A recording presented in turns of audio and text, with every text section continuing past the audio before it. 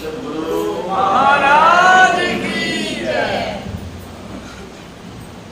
पूज्य गुरुजन, सत्संग अनुरागी सज्जनवृंद, पूज्य माताओं बहनों, सत्संग की महिमा राम ने, शिव ने, कृष्ण ने, सतनाम ने, सबने किया।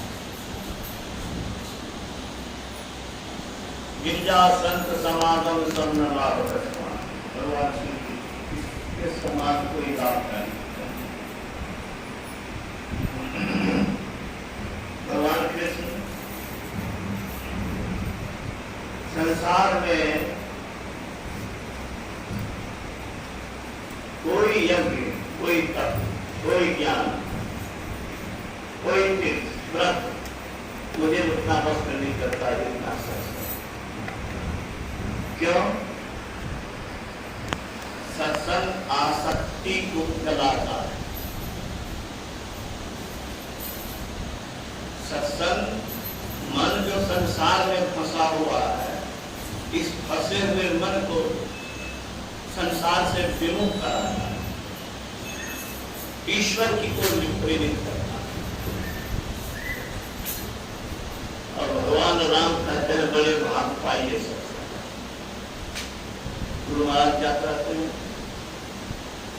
इस देश में ऐसे प्राक्रमिक पुरुष हुए जो समुद्र में 400 योजन का लंबा पुल बनाया, नीचे में एक भी पाया नहीं।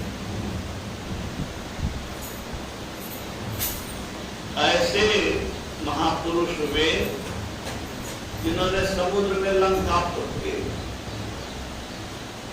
द्वारिकापुरी बनाया समुद्र में। मैं टीवी पर देख रहा था, उस समुद्र के तल में जाकर के अपने को सेव करके साइंटिफिकली पानी का प्रभाव नहीं पड़े, उस तह में जाकर के द्वारिकापुरी का फोटो लिया और दिखाया। अभी भी समुद्र में द्वारिका जन्म लिया था, फाटक खुल गया, पहरेदार जो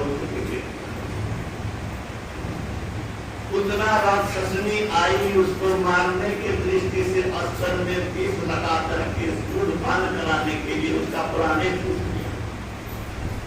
ऐसे भगवान कृष्ण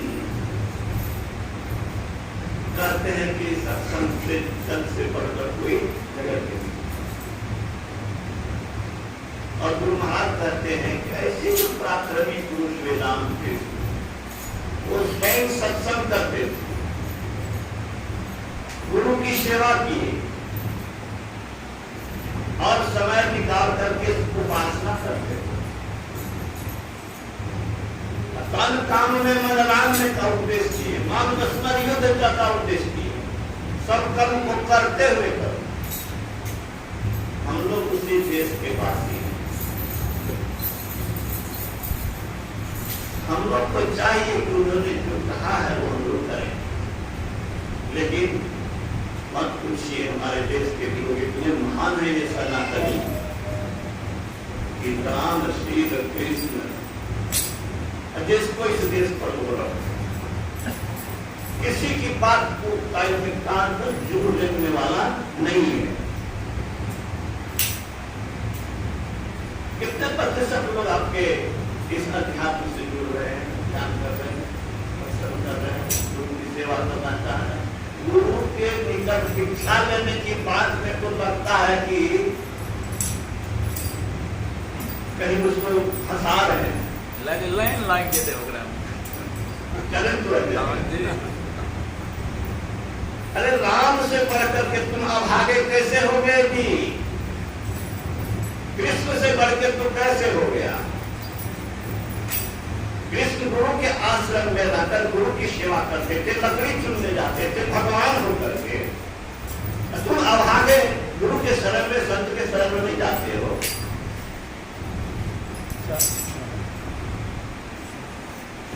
बहुत दुर्भाग्य की बात है, आप लोग सौभाग्यशाली हैं। मैं बुद्धिमान मानता हूं। बुद्धिमान वही है जो संत भगवंत के विचार का आदर करता है, उसके अनुसार जीवन जीने की कोशिश करता है। वह भाग्यशाली भी है और वह बुद्धिमान भी है। चतुर शिरोमणि कई जन्माही जे मणि लागिसु जतन कराए।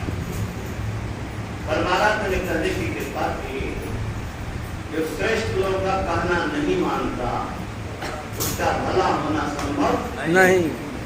जरा बतावे, ये अध्यात्म से दूर रहने वाले लोग, जहां तक मेरी आवाज जा रही है, आप अकेले में घर को कर सकते हैं। मैं आपको चुनौती देकर कहता हूं कि संत भगवान से बढ़कर के सृष्टि में कौन? आप उन श्रेष्ठ लोगों की बात नहीं मानेंगे, आपका कल्याण कैसे हो सकता है? आप आत्मघाती हैं, अपने सौभाग्य में अपने आप से आग लगा रहे हैं। आपकी बुद्धि को लानत है, धिक्कार है। ऐसे सत्संग जो उन्नति के उच्चतम शिखर पर पहुंचाता है। उन्नति का उच्चतम शिखर क्या है? मनुष्य की ईश्वर बन जाना। देख लीजिए, उदाहरण है महर्षि में परमंत्री महाराज। इस जमाने में ईश्वरत्व पाकर के ईश्वरीय शक्ति दिखाया। मैं बराबर कहता हूं कि कल की ट्रेन की टक्कर हो गई नैनी स्टेशन पे। आगे हमारे उसमें मैं पोस्ट ऑफिस में सर्विस कर रहा था, अकाउंट सेक्शन में। अकाउंटेंट आंखों देखा बताया कि इंजन के टुकड़े टुकड़े उड़ गए थे। इतनी भयानक टक्कर हुई। आगे के डब्बे में लोगों के बदन में लाश के चदरा घुसा हुआ था। इलेक्ट्रिक कटर से लोहा को हटा हटा करके लाश को निकाला जा रहा था। समूचा स्टेशन को बंद कर रहा। पीछे के डब्बे में बाहें टूटी। हमारे आचार्य श्री को कहाँ बोल रहे थे? आप ही के सत्संग मंदिर में जब शिलान्यास का हुआ था, उसमें जब आए थे तो उन्होंने कहा था, उस ट्रेन में गुरु महाराज के साथ यात्रा कर रहे थे। उन्होंने कहा कि आगे के डब्बे में तो लाश ही लाश थी और पीछे के डब्बे में किसी की बाहें टूटी, किसी की सर टूटा, किसी का पैर टूटा। लेकिन इस डब्बे में हम लोग से किसी को खरोच कर। अरे इस युग में ही संत देवरहा बाबा हुए, जिसके विकल्प मोतीलाल नेहरू गया, जवाहरलाल नेहरू गया, इंदिरा गांधी गई, राजीव गांधी गया और तुलसीदास का भंडारा खाए हुए। विज्ञान के लिए चुनौती बन करके ला करके दिखा दिया। राजीव गांधी जी का प्रोग्राम, राजीव गांधी जी का प्रोग्राम हुआ कि मैं देवरहा बाबा से आशीर्वाद लेने जाऊं। क्या हुआ? आए रास्ते में कुछ वृक्षों को काटने की बात आई।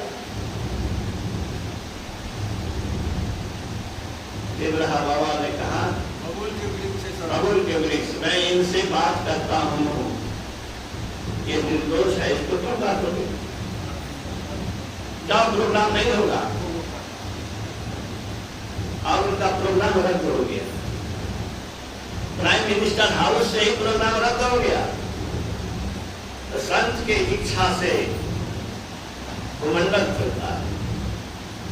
गुरु महाराज ने कहा, जो योगाभ्यास करके स्थूल शरीर से सूक्ष्म शरीर में, सूक्ष्म शरीर से कारण शरीर में, महाकारण होते हुए साम्यावस्था भान में प्रकृति से ऊपर चले जाते हैं। उसने प्रकृति मंडल को जीत लिया। उसके चलाए प्रकृति चलेगी और वो से रूप। ऐसे लोगों के लिए प्रकृति जनित कर्म बंधन प्रद नहीं हो सकता। वो मोक्ष पाली। वो उनसे कोई अगर गलत काम भी होगा तो उस प्रकृति उसको बांध नहीं सकती, बंधित नहीं कर सकती। कर्म फल बंधन प्रद उनके लिए नहीं होता। ये साधारण पुरुष नहीं, जो नर रूप में नारायण थे, जिसने काल को भी फटकारा। संशय हुआ के लिए जब काल आया था तो कहा था, बाप के दर के बेटे को लेने आया, भाग रे दुष्ट, काल को दुष्ट कहने का साहस करने वाला महर्षि नहीं इस जिले में हुआ, लेकिन इस जिले का 10% लोग भी है क्या? ऐसे पुरुष की महिमा कह करके अपना नहीं रहा है, इनके विचार को नहीं अपना रहा है।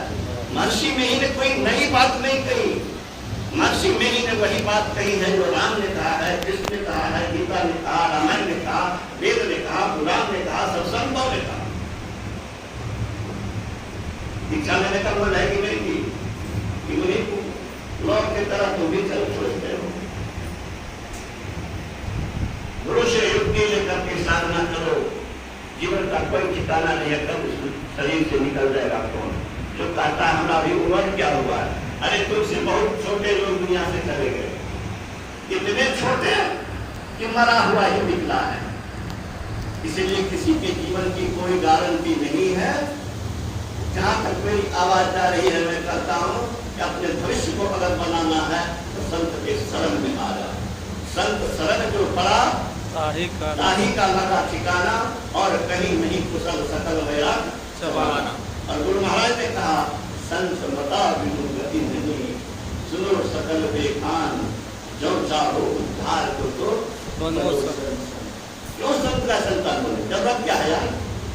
जरूरत यही है कि जब तक आप शरीर में रहोगे, जब तक इंद्रियों के संग रहोगे, अभाव रहेगा, परेशानी रहेगी, अशांति रहेगी, हाहाकार होगा, कष्ट होगा, पीड़ा होगी, चैन नहीं मिलेगा।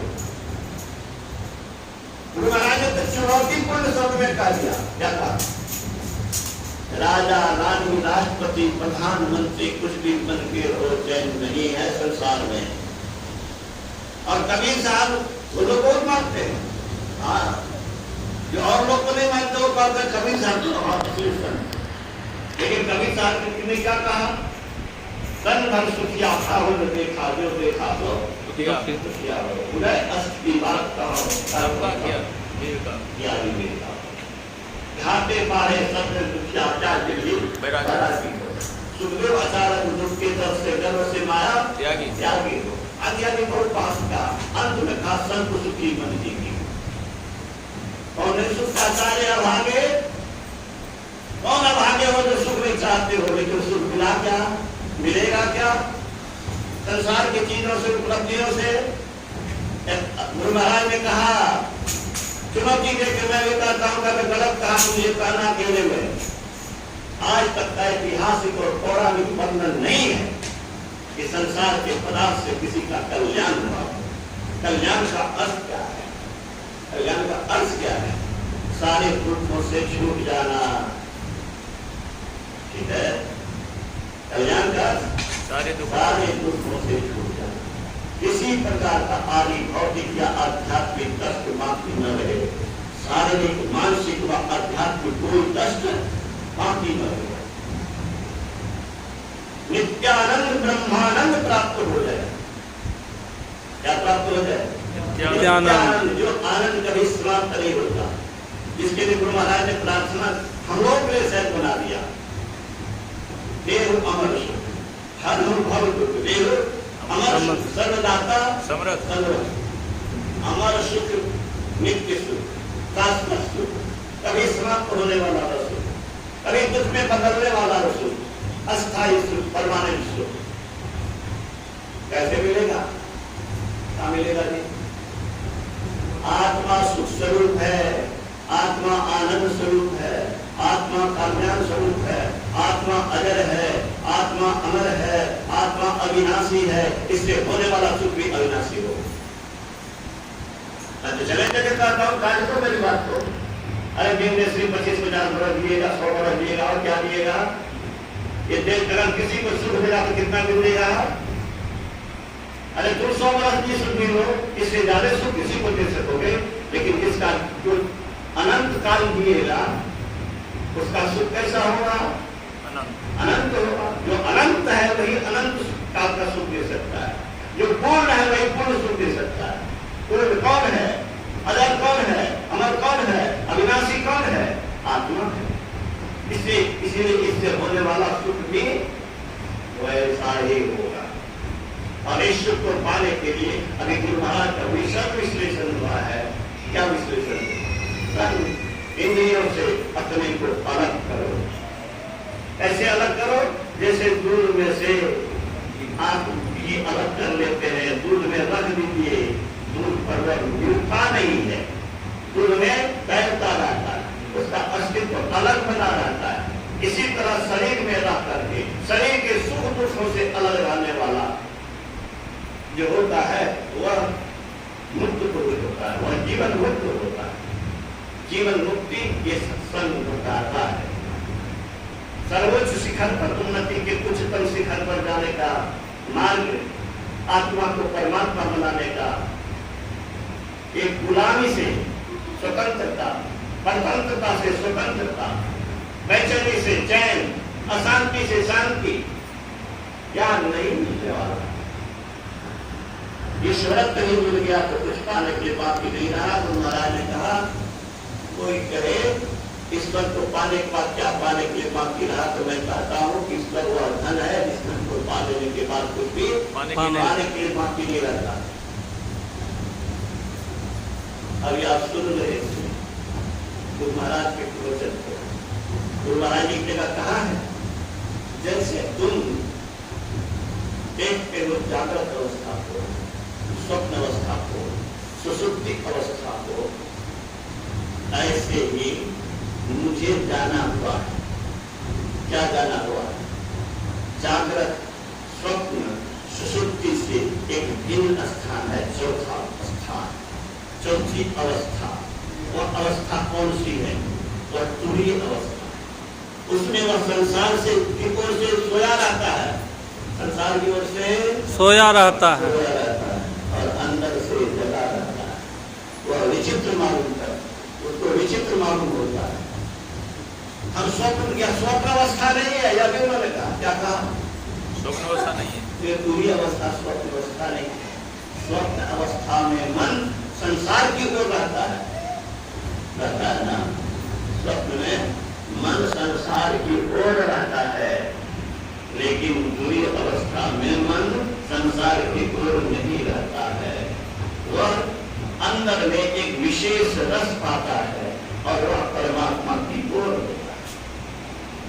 इतना एक्सपेरिमेंटल नॉलेज किसके पास है यार? अब तो कहीं नहीं सुना ऐसा एक्सपेरिमेंटल नॉलेज। हम लोग लेबोरेटरी में करते थे experiment, observation and conclusion. Guru Maharaj ने एक्सपेरिमेंट भी किया, ऑब्जर्व भी किया और कंक्लूजन भी दुनिया के सामने रख दिया।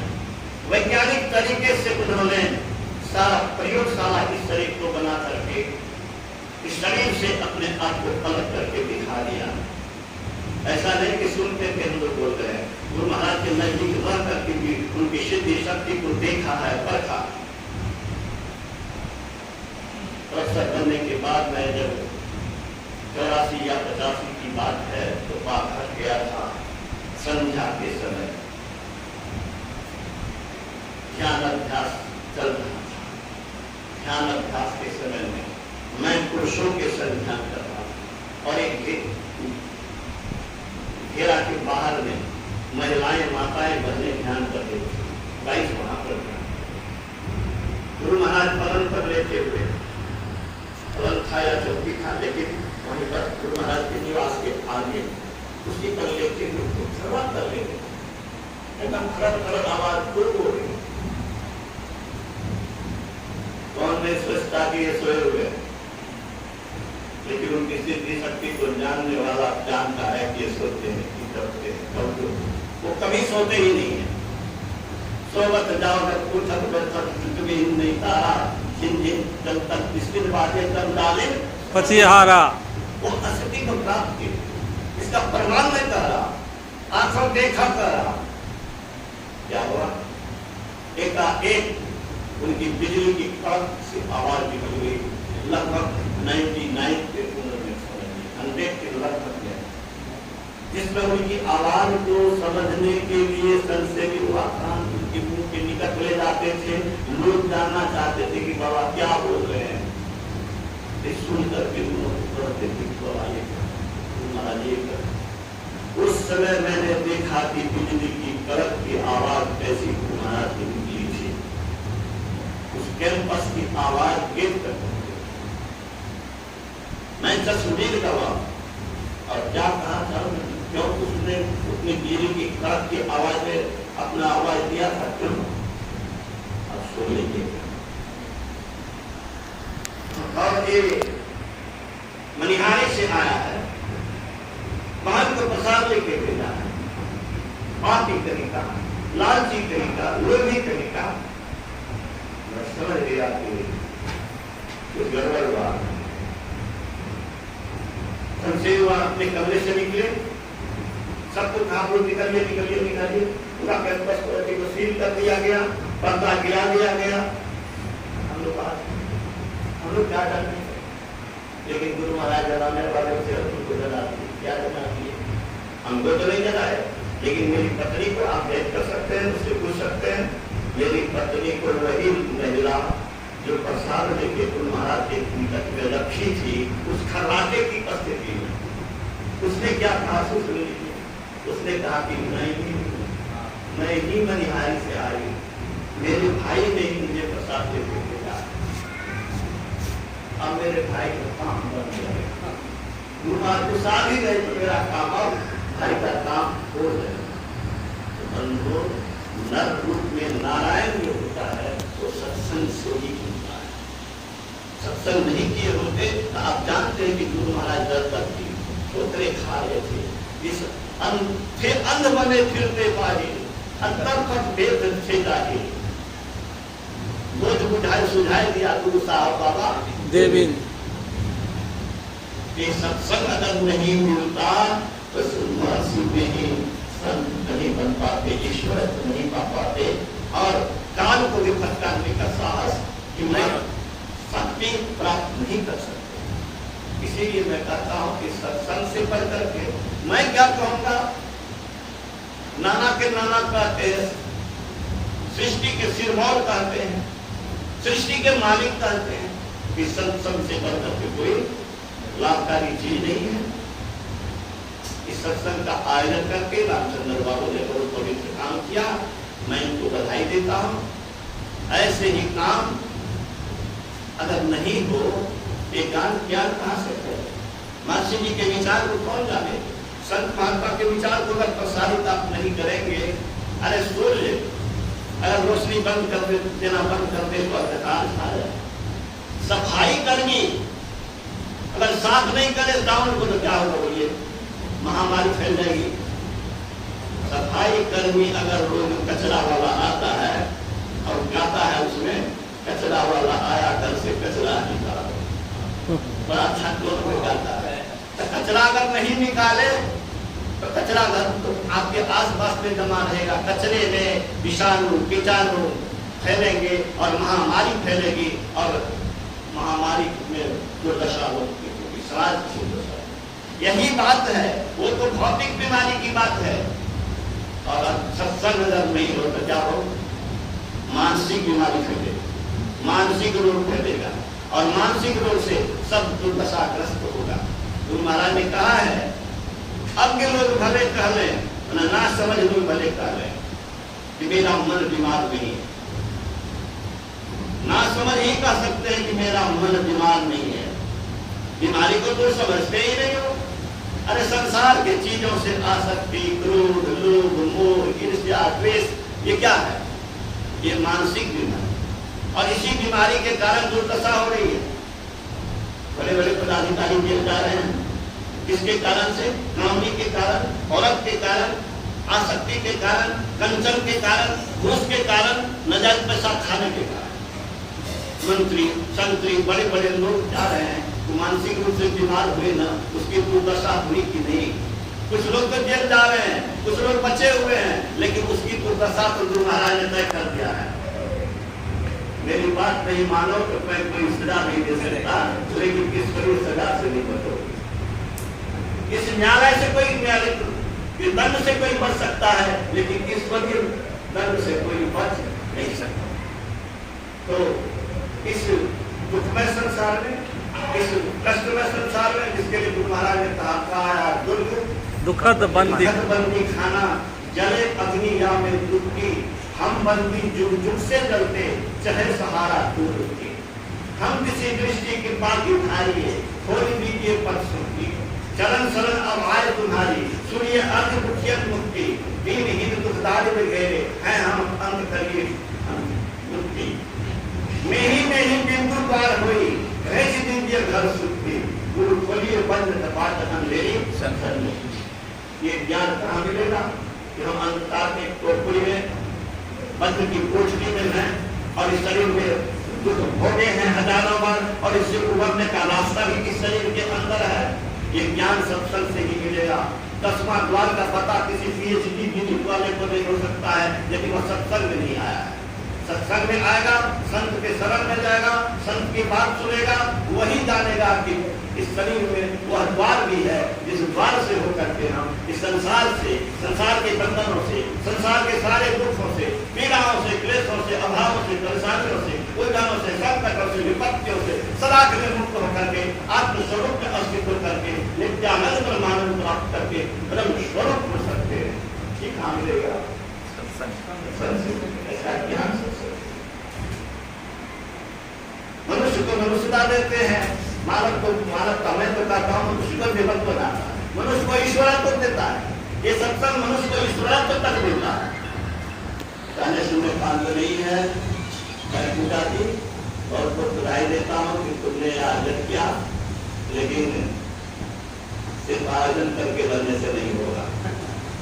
आयोजन करने के साथ साथ स्वयं भी, अपने परिवार को भी और उस बच्चे को भी सत्संग सुनाते रहना, स्तुति करते रहना, उसके कान में भी वो शब्द जाना चाहिए, बच्चे में भी संस्कार आना चाहिए। गुरु महाराज का भजन जिस घर में नहीं हो वो घर श्मशान है। संत महात्मा का जिस घर में आदर नहीं, कदर नहीं, जिसका फोटो नहीं, जिसकी बात नहीं, वो घर श्मशान में मानता हूँ।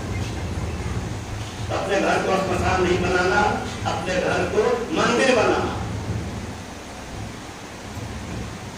बहुत पहले मैं 25-30 वर्ष पहले मेरा स्वप्न था, क्या स्वप्न था? अपने घर को तपोभूमि बनाना। मैं तो सत्संगी उसी को मानता हूँ जो अपने घर को तपोभूमि बनाने के लिए प्रयास करता है, परिश्रम करता है, पुरुषार्थ करता है, सतत सचेष्ट है, सावधान है। अगर ये नहीं करना चाहते हो तो सत्संग की विकास बने हो, तो सत्संग की महत्ता तुमने समझा दिया। सत्संग की महत्ता का अर्थ है इस शरीर को ही गुरु महाराज के चरणों में सौंप देना और उनकी इच्छा से मर्जी से जो हो रहा है उसी में प्रसन्न रहना। अगर मन नहीं माने तो मन को मनाते रहना, बुद्धि का अंक